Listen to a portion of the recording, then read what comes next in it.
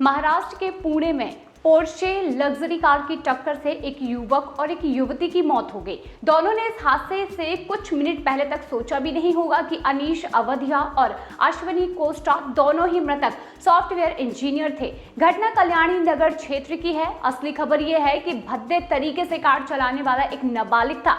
इससे भी बड़ी बात यह है कि उसने उस समय शराब पी रखी थी और इससे भी बड़ी बात यह है कि उसके बिल्डर पिता ने उसके हाथ में 3 करोड़ रुपए की कार दे दी। लेकिन अब इन सबसे बड़ी खबर यह है कि कुछ ही मिनटों बाद वो जमानत पर रिहा हो गया। जी हाँ, एक बार पार्टी से लौटते वक्त नाबालिग लड़का वहां से अपने दोस्तों के साथ लौट रहा था और नशे में धुत था।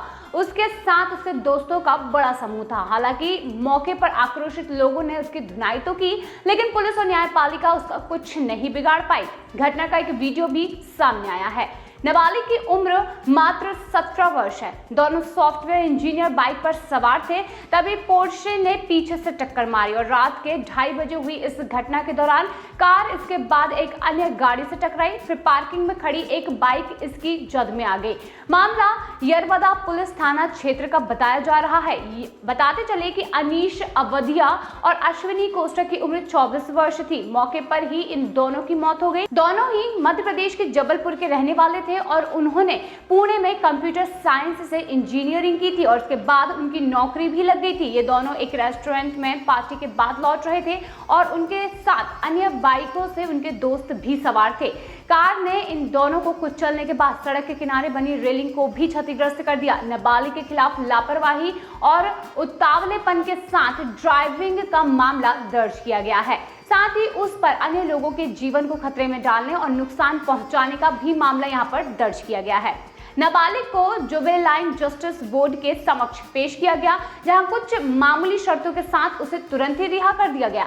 हालांकि किशोर के पिता के खिलाफ उसे कार चलाने की अनुमति देने का मामला दर्ज किया गया है। उक्त बिल्डर ने वहां पर पहुंचने की जहमत नहीं की, बल्कि अपने भाइयों को भेज दिया। इस परिवार को कई परियोजनाओं से जुड़े होने के कारण जाना जाता है। रविवार को तड़के सुबह हुई इस घटना को लेकर ईस्ट एवेन्यू स्थित मुंधवा पब के खिलाफ भी नाबालिग को शराब परोसने का मामला दर्ज किया गया है। नाबालिग के साथ उसके 2 दोस्त उस कार में मौजूद थे जो शहर के एक नामी स्कूल में पढ़ते हैं।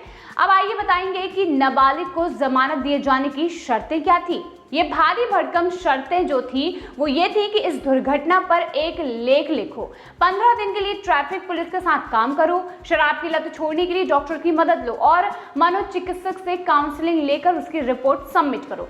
ये जो थी शर्तें 2 युवाओं के हत्यारे और एक शराबी ड्राइवर को मिली थी और ये कड़ी सजा के तौर पर मानी जा रही है। आप खुद सोचिए कि इस तरीके से 2 लोगों ने अपनी जान गंवा दी है, लेकिन पुलिस यहाँ पर अपना काम सही तरीके से क्यों नहीं कर रही है। यहाँ पर कड़ी सजा के तौर पर कहीं ना कहीं उसे सुविधाएं दी जा रही हैं। एक आरोपी को सुविधाएं दी जा रही हैं। इसके बाद अब सवाल ये खड़े हो गए हैं कि क्या न्यायपालिका को पूरी तरह से सुधार की आवश्यकता है।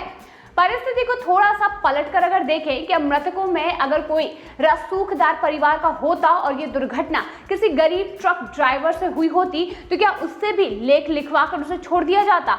आजकल 17 वर्ष की उम्र में लड़के लड़कियां पब में पार्टी कर रहे हैं, बाइक कार चला रहे हैं, सामान्य वयस्क की तरह वे रह रहे हैं और यहां तक कि शारीरिक संबंध भी बना रहे हैं। ऐसी स्थिति में ऐसे अपराध को अंजाम देने वाले के साथ नर्सरी के बच्चे की तरह व्यवहार करना क्या उचित होगा। क्योंकि नाबालिग का पिता रसूखदार है, इसीलिए उसने थाने में आने तक की जहमत नहीं उठाई, भले ही उसके खिलाफ FIR ही क्यों न दर्ज हो गई हो। इसका कारण यह है कि न्यायपालिका को नचाने के हथियार इन लोगों के पास मौजूद होते हैं। बड़े वकील हैं, पैसा है, प्रभाव है, संपर्क है और फैला हुआ कारोबार भी है। जो 2 लोग इस घटना में मारे गए हैं, उनके परिवारों के बारे में जरा सोचिए। पढ़ा लिखा कर उन्हें इंजीनियरिंग बनाया, अब शादी विवाह करने की जो एक उम्र होती है वो आ चुकी थी। उन परिवारों के सारे अरमान जो थे वो मिट्टी में मिल चुके हैं। चंद मिनटों में उनके परिवार के सारे अरमान टूट गए और उन्होंने अपने बच्चों को खो दिया। करोड़ों रुपए की कार मिल जाने का ये अर्थ नहीं होता कि आपको 2 लोगों को कुचल कर मार डालने और उसके बाद बिना किसी सजा के रिहा हो जाने का लाइसेंस मिल चुका है। 12वीं में पास होने के बाद दारू पार्टी करके 2 लोगों को मार डालने वाले नाबालिग के पिता ने तुरंत ही प्रशांत पाटिल और आविद मुलानी जैसे वकीलों को खड़ा कर दिया अपने बेटे के पक्ष में। हालांकि पुलिस इस पक्ष में है कि नाबालिग को इस मामले में बालिग की तरह ट्रीट किया जाए। अब इस पूरे मामले को एक जघन्य वारदात बताते हुए पुलिस ने नाबालिग की कस्टडी की भी मांग की है। जमानत के इस आदेश के खिलाफ अब पुलिस सेशन कोर्ट जाएगी। कार में नंबर प्लेट तक नहीं थी। वहीं एसीपी स्तर के अधिकारी को मामले की जांच सौंपी गई है। रोड सेफ्टी के लिए काम करने वाले एनजीओ के संचालक अनुराग कुलश्रेष्ठ ने ये कहा है कि हम एक अनुशासनहीन समाज में रहते हैं जहां पर सड़क के कानूनों के लिए कोई जगह नहीं है। उन्होंने ये भी कहा कि पुणे में ट्रैफिक पुलिस की स्थिति ये है कि हेलमेट को लेकर चेकिंग अभियान शुरू किया तो गया है, कई राजनीतिक दल इसके विरोध में उतर चुके हैं। प्रशांत पाटिल बॉम्बे हाई कोर्ट के अधिवक्ता हैं और कॉर्पोरेट और बैंकिंग धोखाधड़ी से लेकर घरेलू अंतर्राष्ट्रीय मध्यस्थता तक के मामलों को देखते रहते हैं।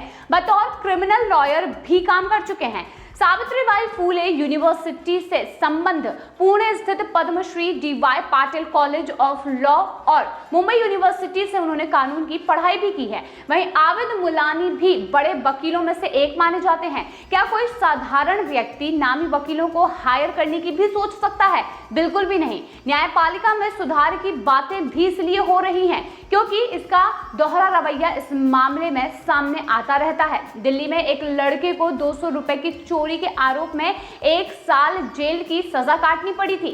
भारत की जेलों में 9,681 ऐसे बच्चे रहते हैं जिन्हें वयस्कों की जेलों में डाल दिया गया है। यहां तक कि लड़कियां भी इनमें शामिल हैं। सुप्रीम कोर्ट के जज इसके लिए राज्यों को दोषी ठहराते हैं, लेकिन जब आरोपित रसूखदार और अमीर परिवार का हो तो भेदभाव क्यों किया जाता है?